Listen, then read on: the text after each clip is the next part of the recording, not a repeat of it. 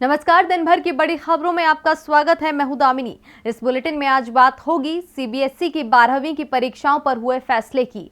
यास तूफान पर पीएम मोदी की बैठक की। जानेंगे किसानों और सरकार के बीच वार्ता को लेकर कहां पहुंची बात। सरकार की नीति पर राहुल के सवाल की। क्या बंगाल में 6 विधायक और 3 सांसद छोड़ रहे हैं बीजेपी। और बुलेटिन के आखिर में बात आईपीएल के आयोजन की। लेकिन तमाम बड़ी खबरों से पहले एक नजर सुर्खियों पर।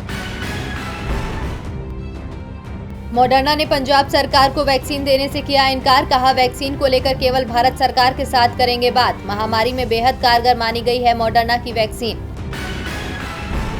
दिल्ली और हरियाणा में 31 मई तक बढ़ाया गया लॉकडाउन। 31 मई के बाद पाबंदियों में धीरे धीरे कर छूट दिए जाने के भी दिए संकेत। वैक्सीन की अलग अलग कीमतों को लेकर सुप्रीम कोर्ट जाने की तैयारी में है राजस्थान सरकार। वैक्सीन कंपनियां केंद्र के मुकाबले राज्यों से वसूल रही हैं दोगुनी से ज्यादा कीमत। केरल विधानसभा चुनावों में मिली हार के बाद से कांग्रेस की बढ़ रही हैं मुश्किलें। अब केरल महिला कांग्रेस की पूर्व अध्यक्ष लतिका सुभाष ने कांग्रेस छोड़ने का किया ऐलान। एनसीपी में होंगी शामिल। सुर्खियों के बाद बात आज की बड़ी खबर की। इस बार सीबीएसई बोर्ड परीक्षाएं मुश्किल में फंसती हुई दिख रही हैं। 10वीं की परीक्षा तो पहले ही रद्द कर दी गई थी, लेकिन 12वीं की परीक्षाओं पर फैसला नहीं हो पाया था। इसको लेकर आज राजनाथ सिंह की अध्यक्षता में बैठक बुलाई गई थी। तो क्या फैसला हुआ बैठक में, देखिए ये रिपोर्ट। सीबीएसई बोर्ड की 12वीं की परीक्षा मई में होनी थी, लेकिन संक्रमण के बढ़ते मामलों को देखते हुए इसे स्थगित कर दिया गया। तब ये घोषणा की गई थी कि 10वीं की परीक्षाएं नहीं कराई जाएंगी, जबकि 12वीं की परीक्षा पर निर्णय 1 जून के बाद लिया जाएगा। दिल्ली में संक्रमण के मामले भले ही अब कम हो रहे हों, लेकिन देश के कई राज्यों में अभी भी स्थिति खराब बनी हुई है, जिस कारण छात्र और अभिभावक सरकार से मांग कर रहे हैं कि परीक्षाओं को रद्द कर दिया जाए। कई राज्य परीक्षाओं के आयोजन के तरीके पर सवाल उठा रहे थे। इसके बाद आज केंद्रीय राजनाथ सिंह की अध्यक्षता में बैठक बुलाई गई, जिसमें केंद्रीय शिक्षा मंत्री रमेश पोखरियाल निशंक, केंद्रीय मंत्री स्मृति ईरानी, प्रकाश जावड़ेकर के अलावा सभी राज्यों और केंद्र शासित प्रदेशों के शिक्षा मंत्री, शिक्षा सचिव समेत कई अधिकारी शामिल हुए। बैठक में 12वीं बोर्ड परीक्षा आयोजित करने पर सहमति तो बनी है। दिल्ली को छोड़कर सभी राज्य 12वीं की परीक्षा कराने पर सहमत दिखाई दिए, लेकिन परीक्षा का पैटर्न इस बार बदला हुआ होगा। परीक्षा में वैकल्पिक प्रश्न पूछे जाएंगे। परीक्षा ऑफलाइन मोड में ही आयोजित की जाएगी। छात्रों को निर्धारित सेंटर पर जाकर परीक्षा देनी होगी। वहीं सीबीएसई का कहना है कि वो जून के आखिरी सप्ताह में परीक्षा आयोजित करने के लिए तैयार है और जल्दी ही डेट का ऐलान किया जाएगा। बैठक में दिल्ली के शिक्षा मंत्री मनीष सिसोदिया ने कहा कि छात्रों को टीका लगाने से पहले परीक्षाओं में शामिल कराना बहुत बड़ी गलती होगी। केंद्र को 12वीं कक्षा के छात्रों के टीकाकरण के संबंध में फाइजर से बात करनी चाहिए। इसके बाद ही परीक्षाएं आयोजित करनी चाहिए। सीबीएसई की 12वीं परीक्षा पर सहमति बन गई है। मुश्किल हालत में कैसे और कब परीक्षा होगी ये जल्दी ही सामने आ जाएगा। परीक्षा ऑफलाइन हो रही है ये तय हो गया है, लेकिन एक साथ होगी या कोई और प्लान बोर्ड बनाएगा इसका पता जल्दी ही चलेगा। वैसे इस समय सरकार एक और प्लान पर तेजी से काम कर रही है। देश के पूर्वी हिस्से में एक नए तूफान ने दस्तक दे दी है, जिसे लेकर पीएम मोदी ने आज बैठक बुलाई थी। तो बैठक में क्या क्या हुए फैसले, देखिए ये रिपोर्ट। तूफान ताउते के बाद देश पर चक्रवात यास मंडरा रहा है। मौसम विभाग ने इसके बड़े चक्रवाती तूफान में बदलने की आशंका जताई है। ये 26 मई को ओडिशा और पश्चिम बंगाल के तटों से टकरा सकता है। इसी के मद्देनजर प्रधानमंत्री नरेंद्र मोदी ने एनडीएमए और एनडीआरएफ समेत 14 विभागों के अधिकारियों के साथ बैठक की। इस दौरान उन्होंने तूफान से निपटने की तैयारियों का रिव्यू किया। मीटिंग में पश्चिम बंगाल, ओडिशा, तमिलनाडु, आंध्र प्रदेश, अंडमान निकोबार द्वीप समूह और पुडुचेरी के चीफ सेक्रेटरी और अफसर शामिल हुए। इसमें railway board chairman, NDMA member secretary, IDF chief के साथ गृह, पावर, शिपिंग, टेलीकॉम, पेट्रोलियम और प्राकृतिक गैस, सिविल एविएशन और फिशरीज मंत्रालय के सेक्रेटरी भी मौजूद रहे। बैठक में कोस्ट गार्ड, एनडीआरएफ और आईएमडी के डीजी भी शामिल हुए। भारतीय मौसम विभाग का कहना है कि यास के उत्तर पश्चिम की ओर बढ़ने की संभावना है। ये 24 मई तक एक चक्रवाती तूफान में तब्दील हो सकता है और अगले 24 घंटों में बड़े तूफान का रूप ले सकता है। ये 26 मई को पश्चिम बंगाल के पास बंगाल की उत्तरी खाड़ी और उससे सटे उत्तरी ओडिशा और बांग्लादेश के तटों तक पहुंच जाएगा। तूफान को लेकर पहले से ही आंध्र प्रदेश, ओडिशा, तमिलनाडु, पश्चिम बंगाल और अंडमान निकोबार में हाई अलर्ट जारी कर दिया गया है। इसका सबसे ज्यादा असर बंगाल और ओडिशा पर दिखेगा। अंडमान और निकोबार और पूर्वी तट के कुछ इलाकों में तेज बारिश होने की संभावना है। बात करें तूफान से निपटने की तैयारियों की, तो coast guard team, inflatable boat, life buoy और लाइफ जैकेट इसके अलावा डॉक्टरों की टीम और एम्बुलेंस को स्टैंड बाय पर रखा है। Port authority, oil ring operators, shipping, fisheries authority और मछुआरे संघों को चक्रवात को लेकर जानकारी दे दी गई है। सरकार यास से होने वाले नुकसान को कम करने का प्लान बना रही है, लेकिन कृषि कानून पर समझौता कैसे हो, इसका प्लान न तो सरकार के पास दिख रहा है और न ही किसानों के पास। जो प्लान है वो एक पक्ष को मंजूर है लेकिन दूसरे पक्ष को नहीं, जिस कारण सरकार और किसानों में बातचीत भी नहीं हो पा रही है। इसे लेकर किसान नेता राकेश टिकैत और कृषि मंत्री नरेंद्र तोमर ने अपना अपना पक्ष सामने रख दिया है। देखिए रिपोर्ट। 26 मई को दिल्ली बॉर्डर पर किसानों के प्रदर्शन को 6 महीने पूरे हो रहे हैं। इसी दिन मोदी सरकार अपने 7 साल का कार्यकाल भी पूरा करेगी। इस समय देश में महामारी की लहर चल रही है, जिस कारण से बीजेपी की ओर से साफ कर दिया गया है कि मोदी सरकार के 7 साल पूरे होने पर किसी भी तरह का जश्न नहीं मनाया जाएगा। बीजेपी भले ही आज के हालात में जश्न न बनाए, लेकिन किसान विरोध प्रदर्शन का ऐलान कर चुके हैं। किसानों ने साफ कर दिया है कि 26 मई को वो पूरे देश में ब्लैक डे मनाएंगे। शनिवार को डीवी लाइव के कार्यक्रम में शामिल हुए भारतीय किसान यूनियन के नेता राकेश टिकैत ने भी कहा कि इस समय महामारी की मुश्किलें बनी हुई हैं। किसान नहीं चाहता कि उसके कारण कोई परेशानी आए, लेकिन सरकार का कृषि बिल यदि लागू हो गया तो किसान की जान वैसे ही चली जाएगी। सरकार हमारी बात मान ले, हम यहाँ से तुरंत चले जाएंगे, नहीं तो हमारा ये प्रदर्शन ऐसे ही शांतिपूर्ण तरीके से चलता रहेगा। टिकैत ने कहा कि 26 मई को मनाए जाने वाले ब्लैक डे में भी महामारी को लेकर सरकार के दिशा निर्देशों को पूरी तरह से पालन किया जाएगा। किसान गांव-गांव में छोटे छोटे जत्थे पर निकलेंगे। ट्रैक्टर, घर, दुकान, बाजार, हर जगह काले झंडे लगाकर सरकार के कानून का विरोध किया जाएगा। हरियाणा में किसान कमिश्नरी का घेराव करेंगे। किसान जहां विरोधी प्रदर्शन को आगे जारी रखने की बात कर रहे हैं, वहीं सरकार की ओर से भी साफ कर दिया गया है कि उसे किसानों से बातचीत की जल्दी नहीं है। कृषि मंत्री नरेंद्र सिंह तोमर ने कहा कि किसान संगठनों को या तो कानून के प्रति पॉजिटिव होना चाहिए या फिर वो हमें कानूनों को निरस्त करने का विकल्प प्रदान करें, लेकिन उन्होंने अभी तक कोई विकल्प नहीं दिया है। अगर आने वाले दिनों में वो कोई विकल्प सरकार को देते हैं तो इस पर बात आगे की जाएगी।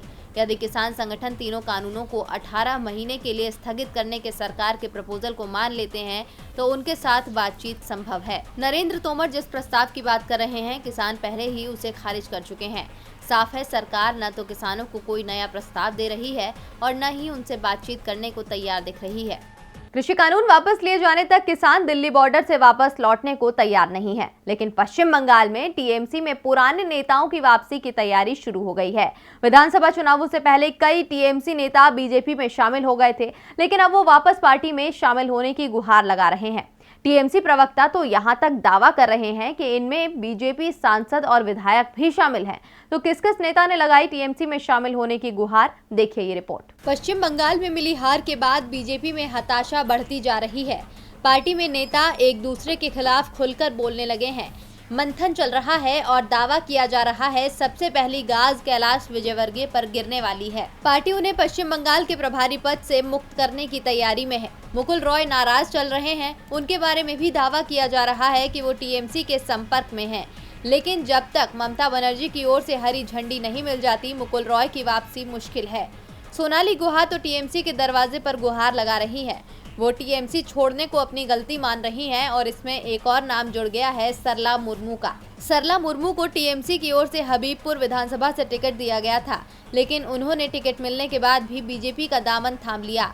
सरला मुर्मू का कहना था कि टीएमसी का स्थानीय नेतृत्व उन्हें काम नहीं करने देता, लेकिन अब मुर्मू भी बीजेपी छोड़ने की तैयारी में है।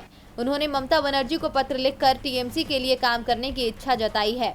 सरला मुर्मू ने कहा कि मैं हमेशा से तृणमूल कांग्रेस की कार्यकर्ता थी और अपनी मुख्यमंत्री ममता बनर्जी के नेतृत्व में काम करना चाहती हूँ। बीजेपी में जाने का ये एक भावनात्मक फैसला था और मुझे इसका एहसास हो गया है। एक और पूर्व विधायक अमल आचार्य भी टीएमसी छोड़ने के फैसले पर अफसोस जता रहे हैं। अमल आचार्य ने कहा कि मैं बीजेपी में शामिल हो गया था, लेकिन मैंने काम नहीं किया। ज्यादातर समय मैं घर पर था और अब फिर से तृणमूल कांग्रेस में शामिल होना चाहता हूँ। उम्मीद है कि पार्टी मेरी गलती माफ कर देगी और मुझे काम करने का मौका देगी। उत्तर दिनाजपुर के इटाहर से 2 बार के विधायक अमल आचार्य को इस बार टीएमसी ने टिकट नहीं दिया था, जिसके बाद वो बीजेपी में शामिल हो गए थे। टीएमसी प्रवक्ता कुणाल घोष ने दावा किया है कि बीजेपी के 6 विधायक और 3 सांसदों सहित कई लोग वापस आना चाहते हैं, लेकिन मैं इस पर कोई टिप्पणी नहीं कर सकता। ये फैसला पार्टी को करना है। टीएमसी से बीजेपी में गए नेता मुश्किल में हैं, तो दूसरी ओर मुश्किल में तो इस समय पूरा देश है, क्योंकि महामारी से जान गंवाने वालों की संख्या कम नहीं हो रही है। वैक्सीनेशन की कमी से तीसरी लहर आने की संभावना डरा रही है। इसे लेकर कांग्रेस सांसद राहुल गांधी ने मोदी सरकार को फिर घेरा। तो क्या कहा है राहुल गांधी ने, देखिए रिपोर्ट। बीते 24 घंटे में महामारी के 2,40,000 मामले सामने आए, तो वहीं 3,741 मरीजों की जान चली गई। इस बीच ब्लैक फंगस ने भी पैर पसारना शुरू कर दिया है। अब कांग्रेस सांसद राहुल गांधी ने वैक्सीन और ब्लैक फंगस की दवा की किल्लत को लेकर केंद्र सरकार पर एक बार फिर निशाना साधा है। कांग्रेस अध्यक्ष राहुल गांधी अक्सर महामारी खत्म करने में नाकाफी सरकारी नीतियों पर सवाल उठाते रहते हैं। इसी क्रम में आज राहुल गांधी ने एक खबर के स्क्रीनशॉट के साथ लिखा कि एक तो महामारी, उस पर प्रधान अहंकारी। ट्वीट में शामिल किए गए स्क्रीनशॉट में सीरम इंस्टीट्यूट के मोदी सरकार को लेकर एक आरोप से जुड़ी खबर की हेडिंग नजर आ रही है। आर्टिकल में सरकार के ऊपर वैक्सीन अभियान के दौरान उपलब्ध वैक्सीन स्टॉक और WHO के गाइडलाइन को ध्यान में न रखने का आरोप लगाया है। आपको बता दें, राहुल गांधी पहले भी वैक्सीन की कमी को लेकर केंद्र पर निशाना साध चुके हैं। बीते शनिवार को ही उन्होंने अपने ट्वीट में मोदी सिस्टम के गलत निर्णय को जिम्मेदार ठहराया। उन्होंने प्रधानमंत्री नरेंद्र मोदी पर तंज कसते हुए कहा था कि हम संकट से जूझने के लिए PM ताली थाली बजाने की घोषणा करते ही होंगे। सरकार की रणनीति में कमी साफ साफ दिखाई दे रही है। बिना रणनीति के लिए गए फैसले अब देश पर भारी पड़ रहे हैं। जल्दबाजी के फैसले और जल्दबाजी के बयान हमेशा भारी ही पड़ते हैं। कई बार तो माफी भी मांगनी पड़ जाती है, जो इस समय योग गुरु बाबा रामदेव की कंपनी पतंजलि कर रही है। दरअसल पतंजलि की ओर से एलोपैथी को लेकर तमाम उल जुलूल बातें की जा रही थी, जिसके बाद IMA हरकत में आया और उसने पतंजलि को नोटिस थमा दिया। नोटिस मिलते ही पतंजलि को होश आ गया और अब उसकी ओर से माफी मांगी जा रही है। तो क्या दावा था पतंजलि का, जिस पर मांगी जा रही है माफी, देखिए ये रिपोर्ट। बीते दिन से बाबा रामदेव का एक बयान वायरल हो रहा है, जिसमें कहा गया है कि एलोपैथी ऐसा मंद और दिवालिया विज्ञान है कि पहले क्लोरोक्विन फेल हुई, फिर रेमडेसिविर, एंटीबायोटिक और स्टेरॉयड दवाएं भी फेल हो गईं। प्लाज्मा थेरेपी पर भी प्रतिबंध लग गया और आइवरमेक्टिन भी फेल हो गई। लाखों लोगों की मौत एलोपैथी की दवा खाने से हुई है। जितने मरीजों की मौत ऑक्सीजन की कमी और अस्पताल नहीं जाने से हुई है, उससे अधिक मौत एलोपैथी की दवाई खाने से हुई है। योग गुरु रामदेव के इस बयान से हंगामा खड़ा हो गया है। Indian medical association, Delhi medical association, Akhil Bharatiya Ayurvigyan संस्थान यानी एम्स और सफदरजंग अस्पताल के रेजिडेंट डॉक्टर्स एसोसिएशन ने इस पर विरोध जताया है और केंद्रीय स्वास्थ्य मंत्रालय से उनके खिलाफ महामारी एक्ट के तहत मामला दर्ज करके कानूनी कार्रवाई करने की मांग की है। वहीं IMA ने अपने बयान में कहा कि यदि केंद्रीय स्वास्थ्य मंत्रालय ने कार्रवाई नहीं की तो अदालत का दरवाजा खटखटाया जाएगा। IMA के अध्यक्ष डॉक्टर J.A. जयलाल के मुताबिक महामारी के खिलाफ जंग में देश भर में एलोपैथी के 1200 डॉक्टरों ने जान गंवाई है और लाखों लोगों की जिंदगी बचाई है। स्वास्थ्य सुविधाओं की कमी के बावजूद डॉक्टरों के हौसले और उनकी मेहनत के कारण ही भारत में मृत्यु दर विकसित देशों की तुलना में भी कम रही। चिकित्सा जगत में फैले गुस्से को देखते हुए पतंजलि योगपीठ के महामंत्री आचार्य बालकृष्ण ने आगे आकर पूरे मामले पर सफाई दी है। मीडिया को जारी बयान में उन्होंने साफ किया कि योग गुरु के मन में आधुनिक विज्ञान और आधुनिक चिकित्सा के अच्छे चिकित्सकों के प्रति कोई दुर्भावना नहीं है तथा कथित आरोपों के संबंध में उन्हें इंटरनेट मीडिया से जानकारी हुई। स्पष्ट किया कि वीडियो का छोटा संस्करण पूरी तरह से उस संदर्भ से परे है जो योग गुरु की ओर से बताने की कोशिश की जा रही है। एक निजी कार्यक्रम में योग गुरु अपने और अन्य सदस्यों की ओर से प्राप्त एक फॉरवर्ड किए व्हाट्सएप संदेश को पढ़ रहे थे। उनके खिलाफ लगाया जा रहा आरोप झूठा है और निरर्थक है। योग गुरु का मानना है कि एलोपैथी एक प्रगतिशील विज्ञान है और ऐसे कठिन समय में एलोपैथी, आयुर्वेद और योग का संयोजन सभी के लिए फायदेमंद होगा। और बुलेटिन के अंत में बात IPL की। भारतीय क्रिकेट टीम 2 जून को इंग्लैंड के दौरे पर रवाना हो रही है।